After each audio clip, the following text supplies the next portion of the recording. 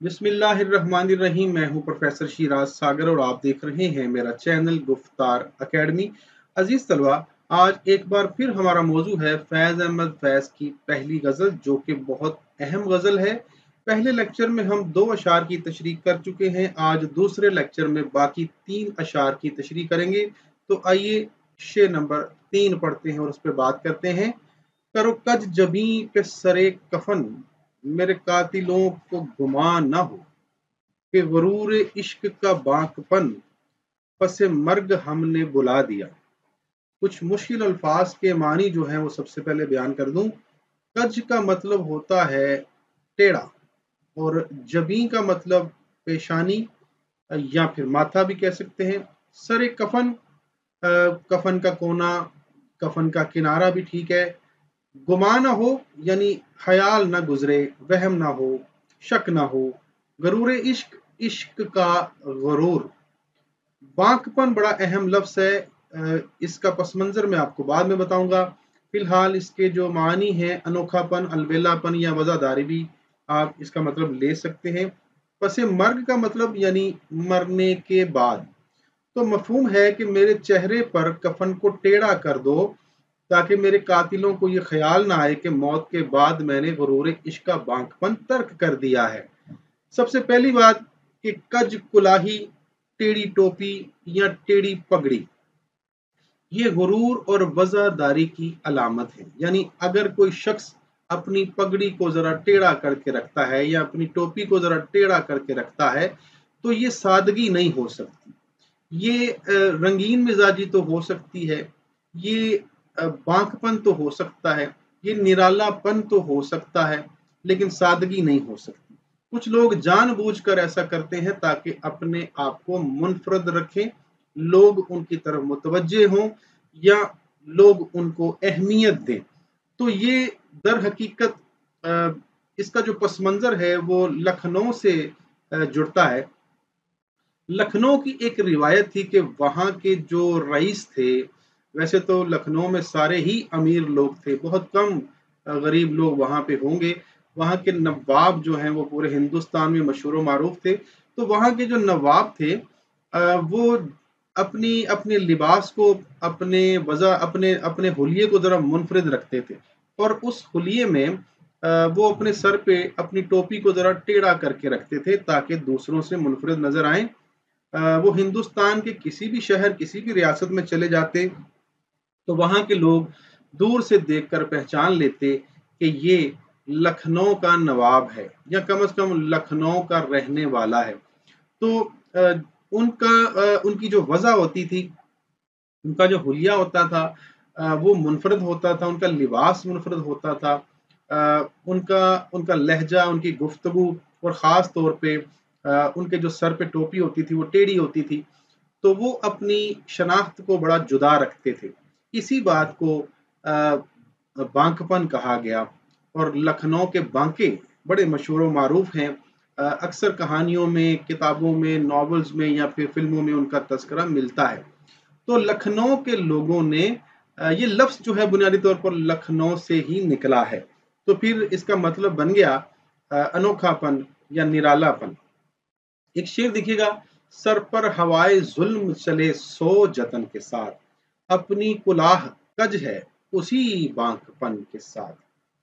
तो पहले बात करते हैं इश्क मजाजी के हवाले से। अगर मैं इसका मफहूम जरा दोहरा दूं तो मफहूम कुछ यूं होगा कि ए मेरे दोस्तों, मरने के बाद मेरे सर की तरफ से मेरे कफन को थोड़ा सा टेढ़ा कर देना ताकि मेरे मारने वालों, मेरे कातिलों को इस बात का ख्याल ना आए कि हमने फैज को मार के उसकी वजादारी को खत्म कर दिया है, या मेरे रकीबों को इस बात का गुमान ना हो कि वो फैज पर गालिब आ गए हैं या फिर उन्होंने फैज को शिकस्त दे दी है। तो यहाँ अगर इश्क मजाजी के हवाले से बात करें तो हम कह सकते हैं कि रकीब जो कि फैज के दुश्मन है, उसकी मोहब्बत में उसके दुश्मन है, उसको मारना चाहते हैं।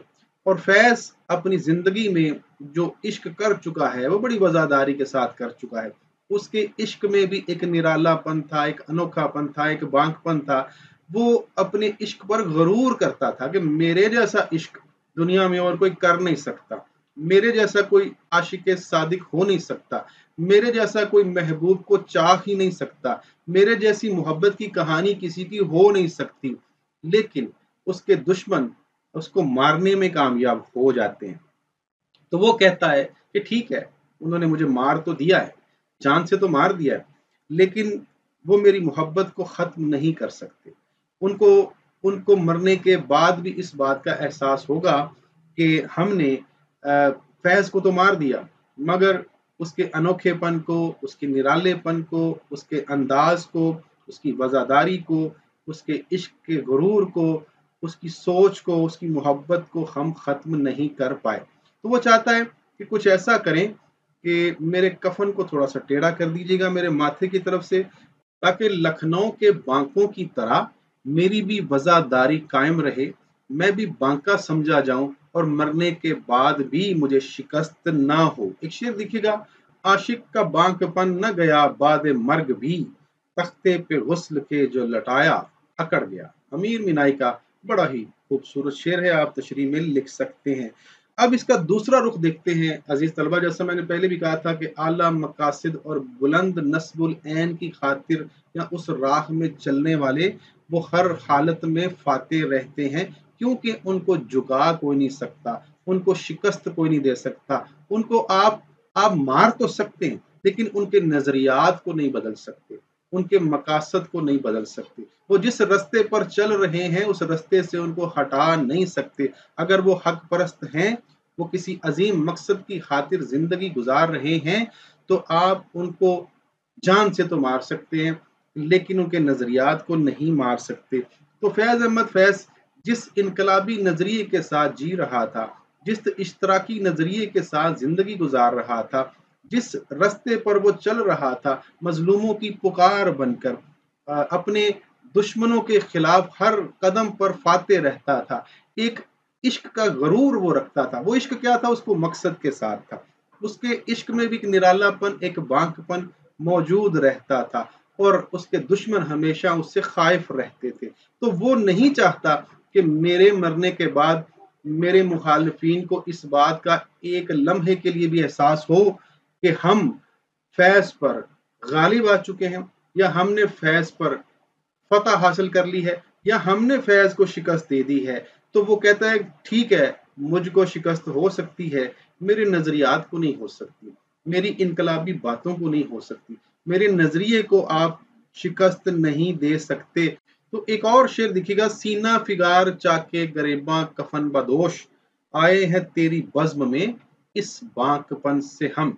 तो अजीज तलबा, जिस मकसद की खातिर फैज जिंदा था, उस मकसद में भी वो वज़ादारी रखता था, वो झुकता नहीं था, वो अपने मुखालफिन के सामने कभी भी झुककर बात नहीं करता था, अपनी बात मनवाता था। वो कहता था कि मैं अपनी मर्जी से जिंदा रहूंगा, मेरी जिंदगी है, मैं उसे वज़ादारी से गुजारूंगा। उसका इश्क उसके मकसद से था, और वो अपने मकसद की खातिर जान भी कुर्बान कर सकता था। और उसने मजलूमों की, मजबूरों की और मजदूरों की पुकार बनकर उनकी तर्जुमानी करता रहा, और उसकी खातिर उसने अपनी सारी जिंदगी दांव पे लगा दी, बल्कि अपनी जान से गुजर गया। तो वो कहता है कि मैं मर तो सकता हूँ, लेकिन मेरे मकासद, मेरे नजरियात नहीं मर सकते। वो कहता है कि मैं बड़ी वफादारी के साथ जिंदा रहा, मैं सर उठा के जीता रहा, मुझे अपने इश्क पर गरूर था, उस इश्क पर जो कि मैं अपने मकसद से करता था। और मेरे इस इश्क में एक बांकपन भी था, एक निरालापन भी था, एक वफादारी भी थी।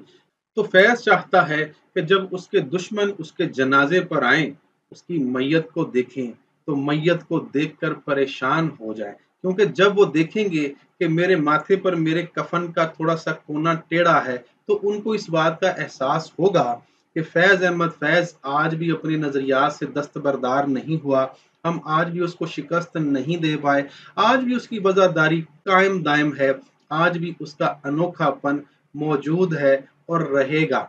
तो अजीज तलबा, फैज अहमद फैज की शायरी इस बात की गवाह है कि उसके नजरियात आज भी जिंदा हैं। हालांकि कई दहाइयां बीत चुकी हैं फैज अहमद फैज को इस दुनिया से गए हुए, लेकिन इसके बावजूद भी उसके नजरियात कायम हैं और उसकी शायरी इस बात की गवाह है कि आज भी उसके मुखालिफिन उसको शिकस्त नहीं दे पाए, उसकी वज़ादारी को ख़त्म नहीं कर पाए।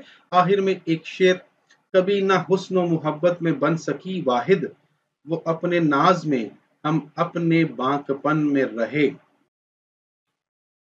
शेर नंबर 4 है, उधर एक हर्फ के कुश्तनी, यहाँ लाख उज्र था गुफ्तनी, जो कहा तो सुन के उड़ा दिया, जो लिखा तो पढ़ के मिटा दिया।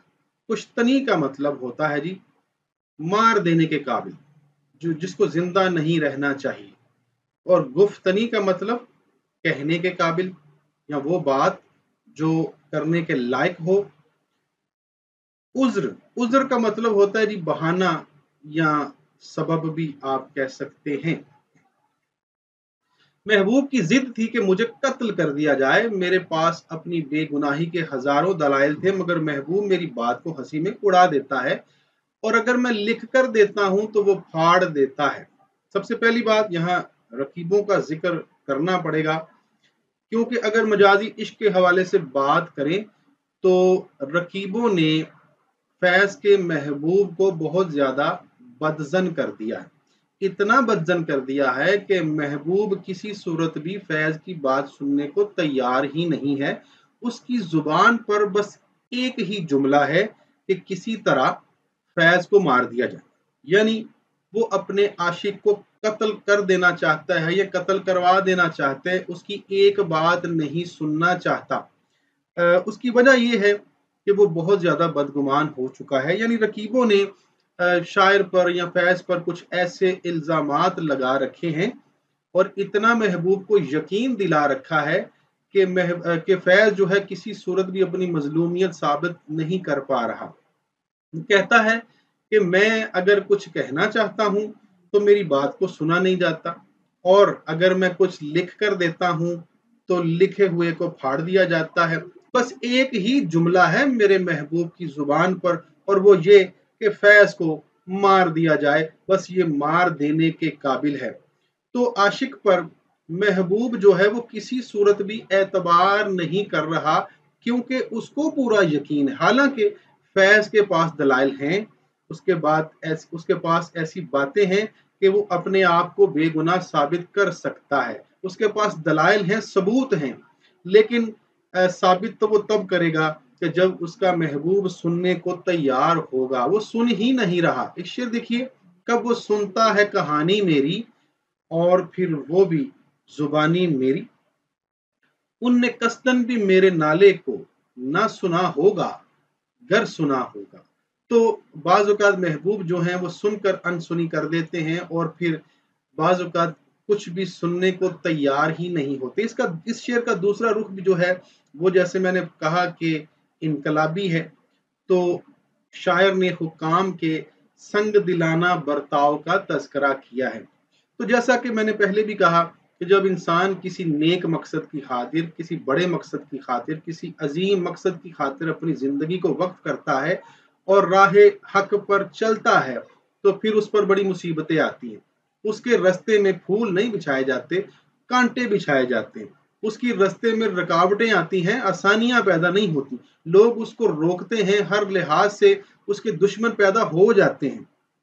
दुनिया में कोई भी शख्स जो है वो जब हक की बात करेगा तो बातिल कुफ्ते उसको मिटाने के दर पे हो जाएंगी। तरह तरह से बहाने बहाने से उस पर अजियतें लाएंगी, उसको मुसीबतों में गिरफ्तार करेंगी, उसको रोकने की कोशिश करेंगी और हर तरह से रोकने की कोशिश करेंगी, यानी उसको बोलने नहीं देंगी, उसको लिखने नहीं देंगी, उसको कुछ करने नहीं देंगी, उसको हर लिहाज से दुनिया से मिटाने की कोशिश करेंगी। तो ऐसी कुव्वतें जो होती हैं उनके अपने कुछ मकासद होते हैं, उनके अपने कुछ अज़ाइम होते हैं, हालांकि वो गलत होते हैं। लेकिन इस दुनिया में आपको मालूम है बातिल कुव्वतें ज्यादा हैं, जबकि हक परस्त लोग कम हैं, हक के अलंबरदार ना होने के बराबर हैं। और अगर कोई हक की बात कर भी ले तो जालिम लोग उस पर जब्र करते हैं, जुल्म करते हैं, उसको मिटाने की कोशिश करते हैं और उसको किसी सूरत भी जिंदा रहने नहीं देते। तो ऐसा ही कुछ बर्ताव जो है वो फैज अहमद फैज के साथ हो रहा है, कि उसकी जो मुखालिफ कुव्वतें हैं, आसान लफ्ज़ों में जो हुक्काम हैं, जो सरकारी हुक्काम हैं, जो अरबाब इख्तियार हैं, जो तबका उमरा है, वो उसको देखना नहीं चाहते, वो उसको मार देना चाहते हैं और वो नहीं चाहते कि इसको मौका दिया जाए कि उसकी बात सुनी जाए। तो आला मकासिद और अजीम नस्बुल ऐन की तरवीज जो है वो इतना आसान काम नहीं है। तारीख भरी पड़ी है, ऐसे बेशुमार किरदार आपके सामने आएंगे, लेकिन जो भी आपके सामने आएगा, जिसको भी आप पढ़ के देख लें, उसके मुखालिफिन बेशुमार होंगे। उसकी जिंदगी इतनी आसान नहीं गुजरी होगी, हर कदम पर उसको उसको मुश्किलात का सामना करना पड़ा होगा। इसमें बेशुमार किरदारों का तस्करा किया जा सकता है, लेकिन फिलहाल एक शेर पढ़िए। लोग पत्थर के थे फरियाद कहाँ तक करते, दिल के वीराने हम आबाद कहाँ तक करते। तो अजीज तलबा, आपने ये तो पढ़ा होगा कि बहुत सारे अंबिया पर भी ऐसे ऐसे मौके आए कि उनको बातिल कुफ्तों ने रोकने की कोशिश की। जब जब वो हक की बात करते थे तो उनके दुश्मन उनको मिटाने की कोशिश करते थे, उसको पत्थर मारते हैं, उस पर मुसीबतें लाते हैं, उसका जीना दोबर कर देते हैं। हालांकि उसके पास अपनी सच्चाई को साबित करने के लिए बेशुमार दलाइल हों, बेशुमार गवाहियां हों, हालांकि उसके पास बेशुमार बातें हो कहने के लिए, लेकिन जब कोई सुनने को तैयार ही ना हो तो फिर अपने आप को सच्चा कैसे साबित किया जाए।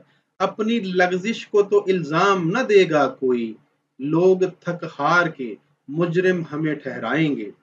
तो बात यह है अजीज तलवा कि जो साहिबान इक्तदार होते हैं वो हक परस्तों के कत्ल के दर पे होते हैं, वो किसी सूरत उनको जिंदा नहीं छोड़ना चाहते, क्योंकि ऐसे हक के अलंबरदार जो होते हैं वो बातिल कुफ्तों के उनको नुकसान पहुंचाते हैं, उनके रस्ते की रुकावट होते हैं।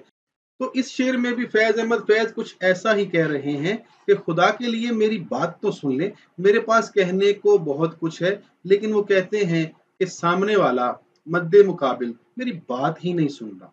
वो मेरी बात सुनेगा तो मेरी बात पे यकीन करेगा, या फिर वो मेरी बात पे यकीन करना ही नहीं चाहता। उसने फैसला कर लिया है कि फैज को मार दिया जाए या उसको मार दिया जाना चाहिए। लिहाजा अगर मैं कुछ कहता हूं तो सुना नहीं जाता, और अगर मैं कुछ लिख कर देता हूं तो मेरे लिखे हुए को फाड़ दिया जाता है। मतलब ये कि फैसला हो चुका है कि अब इस हक परस्त को जिंदा नहीं रहना। लिहाजा उसके मुंह पर या मेरे मुखालिफिन के मुंह पर एक ही जुमला है कि फैज जो है ये मार देने के काबिल है, इसको मार दिया जाए। तो अजीज तलबा, आइए अब चलते हैं शेर नंबर 5 पर। जो रुके तो कोहे गिरा थे हम, जो चले तो जहां से गुजर गए, रहे यार हमने कदम कदम तुझे यादगार बना दिया। कोहे गिरा का मतलब एक भारी पहाड़, एक बहुत बड़ा पहाड़ जो हिलाया ना जा सके। और रहे यार का मतलब महबूब का रास्ता, राह इश्क भी कह सकते हैं। यादगार ऐसी चीज जो कि हमेशा याद रहे, जिसका तस्करा होता रहे। जहां से गुजर जाना एक मुहावरा है, यानी अपनी जान की परवाह न करना और अपनी जान को दांव पे लगाना। तो मफहूम ये है कि अगर हम कहीं रास्ते में रुके तो एक भारी पहाड़ की मानिंद थे, और अगर चल पड़े तो जान तक कुर्बान कर दी। इस तरह हमने कदम कदम पर इस राह को यादगार बना दिया। तो सबसे पहले इश्क मजाजी के हवाले से इस पर बात करते हैं। जैसा कि मैं पहले भी कई बार कह चुका हूं कि मोहब्बत का रास्ता आसान नहीं होता। जो इस रास्ते पे चल पड़ता है वो अपनी मौत को खुद आवाज देता है। इसमें कांटों पे चल के जाना पड़ता है, संगलाह पत्थरों पे चलना पड़ता है। वो क्या उम्दा शेर है कि इन्हीं पत्थरों पे चलकर अगर आ सको तो आओ, मेरे घर के रास्ते में कोई कहकशां नहीं है। और गालिब ने क्या उम्दा कहा है कि ये इश्क नहीं आसान, बस इतना समझ लीजिए एक आग का दरिया है और डूब के जाना है। तो इस रास्ते पर आग के दरिया भी आते हैं, इस रास्ते पर कांटे भी आते हैं, इस रास्ते पर पत्थर भी आते हैं जिन पर चल के जाना पड़ता है, बल्कि पत्थर खाने भी पड़ते हैं। तो मोहब्बत के रास्ते में बहुत मुश्किलात हैं। सबसे पहला मरहला तो ये होता है कि किसी तरह महबूब को राजी कर लिया जाए। महबूब ही राजी नहीं होता और वो इकरार का मौका ही नहीं आने देता, या फिर वो मोहब्बत के इजहार के बदले में इजहार करता ही नहीं है। अगर वो इजहार कर भी ले तो रकीब जो है वो रुकावट बन जाते हैं, और अगर कोई रकीब ना भी हो तो दुनिया रकीब बन जाती है। तो बहुत सारे मसाइल हैं इसमें। इस रास्ते पर कामयाबी जो है ना, ये 5% होती है, 95% नाकामी का मुंह देखना पड़ता है। तो मोहब्बत की राह इतनी आसान नहीं है जी। जरा शेर देखिएगा, खेल कोई ना उम्र भर खेले, हम जो खेले तो जान पर खेले। तो हुसूले महबूब के लिए कदम कदम पर नई दास्तान रकम करने की बात की जा रही है।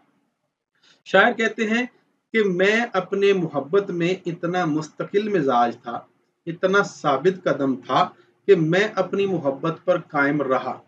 अगर मैं अपनी मोहब्बत के रास्ते पर चल पड़ा तो फिर मुझे रोक कोई नहीं पाया, फिर मैं अपनी जान पर भी गुजर कर चलता रहा। और उसने इतना पुख्ता अज़म दिखाया, अपनी मोहब्बत को साबित करने के लिए अपनी जान दांव पे लगा दी कि हर कदम पर उसने यादगार बना दिया। यानी उसने अपनी मोहब्बत के हर लम्हे को लोगों के लिए एक ऐसी दास्तान बना दिया जो लोगों के दिलों में और लोगों के होंठों पर और लोगों की ही समातों में हमेशा जिंदा रहेगी। तो एक शेर देखिएगा, जो चल सको तो चलो कि राह वफा बहुत मुख्तसर हुई है, मकाम है अब कोई न मंजिल फराज दारो रसन से पहले। ये भी फैज का अपना ही शेर है। अब इसके दूसरे रुख पर आते हैं जी। तो अजीम मकासद की राह में भी ऐसी ही मुश्किलात, ऐसे ही मकासद होते हैं। जब कोई शख्स ये फैसला कर लेता है कि मैंने हक का साथ निभाना है, सदाकत की बात करनी है और बातिल कुव्वतों से टकराना है, ये बड़ा मुश्किल होता है जी। कि आप किसी वक्त के हुक्मरान जो कि जालिम शख्स है, किसी जालिम आका के सामने सच बात कहना, हक बात कहना बड़ा मुश्किल होता है। ये कोई कोई हजारों में, कोई लाखों में एक शख्स ऐसा होता है जो कि ऐसा कर सकता है, वरना तो सब मसलिहतन खामोश हो जाते हैं, या जुल्म सहते रहते हैं, या फिर बिल्कुल गैर जानिबदार होकर चुप करके देखते रहते हैं। देखते तो हैं लेकिन बोलते नहीं हैं, बोलना चाहते हैं लेकिन बोल नहीं पाते, मसलिहतन खामोश रहते हैं, या फिर उनमें इतनी सकत, इतनी हिम्मत नहीं होती, वो अपने प्यारों को मरता हुआ नहीं देख पाते, या फिर उनमें इतना हौसला ही नहीं होता, या फिर उनके मिजाज में ये बात होती है कि वो हर चीज पर समझौता कर लेते हैं। लेकिन जो वाकई हक के अलंबरदार हैं, इंसाफ की बात करते हैं, जो मजलूमों की पुकार बनते हैं, जो मजदूरों की बात करते हैं, जो मेहनत कशों की बात करते हैं, जो इस्तेहसाल ज़दा तबके की बात करते हैं और इस इस्तेहसाल करने वालों के खिलाफ बात करते हैं, मैं उनकी बात कर रहा हूँ। तो फैज़ अहमद फैज़ उनमें से थे जो कि इस्तेहसाल ज़दा तबके के तर्जुमान बन गए थे। एक शेर देखिएगा, सुतूने दार पे रखते चलो सरों के चिराग, जहां तलक ये सितम की सियाह रात चले। तो मैं एक मिसाल जरूर देना चाहूंगा कि ऐसे लोग जो होते हैं ये तारीख में बेशुमार हैं, लेकिन अक्सर व बेशतर मैं सुकरात की मिसाल देता हूँ। सुकरात जो है ये 2400 साल पहले यूनान में पैदा हुआ था। तो उस वक्त यूनान में जो तबका उमरा था, जो सरकारी हुकाम थे, वो आज के हुक्मरान तबके से कुछ मुख्तलिफ नजरियात नहीं रखते थे। हुक्मरान तबका शुरू से ही गरीबों, मजलूमों और नादारों को दबाता रहा है, उनका खून नचोड़ता रहा है। वो बेचारे मेहनत करते रहते हैं और हुक्मरान तबका ऐश परस्ती करता रहता है, उनका इस्तेहसाल करता है। तो यूनान में भी कुछ ऐसे ही होता था, कुछ कदीम नजरियात थे। तो सुकरात ने कुछ नए नजरियात पेश किए, उसने यूनान के नौजवानों को अपने साथ मिलाया, अपने नजरियात के साथ, जो कि उस वक्त के हुक्मरानों के या फिर उस वक्त के जो मजहबी पेशवा थे उनके नजरियात से टकराते थे। तो उन्होंने सुकरात पर इल्जाम तराशी शुरू कर दी कि ये नौजवानों को बहका रहा है, ये नई नस्ल को गुमराह कर रहा है, इसके कुछ नए नजरियात हैं जो कि रिवायती जो हमारा मजहब है उससे टकराते हैं। और फिर जो तबका उमरा था या फिर जो सरकारी हुकाम थे वो भी उसको नापसंद करने लगे और सब ने मिलकर उस पर केस बनाया और उसको सजाए मौत सुना दी। अब जब उसको सजाए मौत दी गई तो उस जमाने में जहर पिलाकर सजाए मौत दी जाती थी। तो उसके सामने जहर का प्याला रखा गया और उसको कहा गया या तो अपने नजरियात से बाज आ जाओ, या तो नौजवानों को गुमराह करना छोड़ दो اور یا پھر یہ زہر کا پیالہ تمہیں پینا پڑے گا۔ تو اس نے بغیر کچھ سوچے سمجھے اس نے کہا کہ میں حق کی بات کرتا ہوں، چونکہ میں سچا ہوں، میں کھرا ہوں، میں جو کچھ بھی کہہ رہا ہوں صداقت پر مبنی ہے، میں اپنے آپ کو ٹھیک سمجھتا ہوں، لہٰذا میں اپنے نظریات سے باز تو نہیں آ سکتا، میں تم لوگوں سے شکست تسلیم نہیں کر سکتا، لہٰذا میں اس زہر کے پیالے کو پی لوں گا۔ اور واقعی اس نے وہ پیالہ پی لیا۔ ایک شعر دیکھیے گا، زہر کے جام ہیں بہت سارے، سچ کے انعام ہیں بہت سارے۔ تو عزیز طلبہ، تاریخ گواہ ہے کہ سقراط کی زندگی میں جو اس کو ماننے والے تھے یا جو نوجوان نسل تھی وہ بہت کم تھے، اس کے پیروکار بہت کم تھے، اس کے نظریات کو ماننے والے کم تھے، لیکن جب اس کو سزائے موت دی گئی تو اس کے مرنے کے بعد بے شمار لوگوں نے اس کے نظریات کو اپنایا، یوں اس نے اپنی جان قربان کر کے اپنے نظریات کو رائج کر دیا۔ تو یہاں فیض احمد فیض جو ہے یہ بھی کچھ ایسا ہی کردار ہے کہ جو چٹان کی طرح مضبوط ہے، وہ اپنے نظریات سے ہٹ نہیں رہا، اپنے رستے کو چھوڑ نہیں رہا۔ یعنی وہ سرکاری حکام جو چاہتے تھے کہ فیض احمد فیض باز آ جائے، وہ اپنے نظریات سے ہٹ جائے، بالکل سقراط کی طرح وہ بھی اپنے نئے نظریات کو چھوڑ دے، تو پہلے سے رائج جو نظام ہے یا نظریات ہیں بس انہی کا پرچار ہوتا رہے، کوئی نیا نظریہ نہ آ جائے یا ایسی بات نہ ہو جائے یا ایسے نظریات نہ پنپنا شروع ہو جائیں جو کہ ہماری طاقت کو چیلنج کرتے، اور ہم جو استحصال کر کے زندہ ہیں، غریبوں کا خون چوس رہے ہیں، کوئی ہمارے خلاف اٹھ نہ کھڑا ہو۔ لیکن فیض احمد فیض اپنے نظریات پر قائم رہا، چٹان کی طرح اس کا جو عزم تھا بڑا مضبوط تھا، تو وہ کہتا ہے کہ میں اپنی نظریات پر قائم رہا، میں عزم استقلال کے ساتھ قائم رہا، بڑی مستقل مزاجی کے ساتھ قائم رہا، تو مجھے میرے نظریات سے کوئی ہٹا نہیں پایا، یعنی میں ایک ایسی چٹان بن گیا تھا کہ مجھ کو کوئی ہلا نہیں پایا، اور اگر میں چل پڑا تو پھر مجھے روک کوئی نہیں پایا، یعنی میں اپنی من مرضی کا مالک ہوں، مجھے کوئی میری مرضی کے خلاف جھکا نہیں سکتا، چلا نہیں سکتا اور ٹھہرا نہیں سکتا۔ میں جو کچھ بھی کرتا ہوں میں اپنی مرضی کے مطابق کرتا ہوں، اور پھر میں جان قربان بھی کر سکتا ہوں، اور میں جان قربان کر کے اس رستے کو جو حق و صداقت کا رستہ ہے اس کو میں نے یادگار بنا دیا ہے، لہٰذا میرے مرنے کے بعد بھی لوگ مجھے یاد رکھیں گے، میرے اعمال کی وجہ سے، میرے کلام کی وجہ سے، میری ثابت قدمی کی وجہ سے، میرے سر اٹھا کر جینے کی وجہ سے۔ تو عزیز طلبہ، آخری شعر کے ساتھ جو کہ فیض احمد فیض کا ہی شعر ہے آج کے اس لیکچر کا اختتام کرتے ہیں۔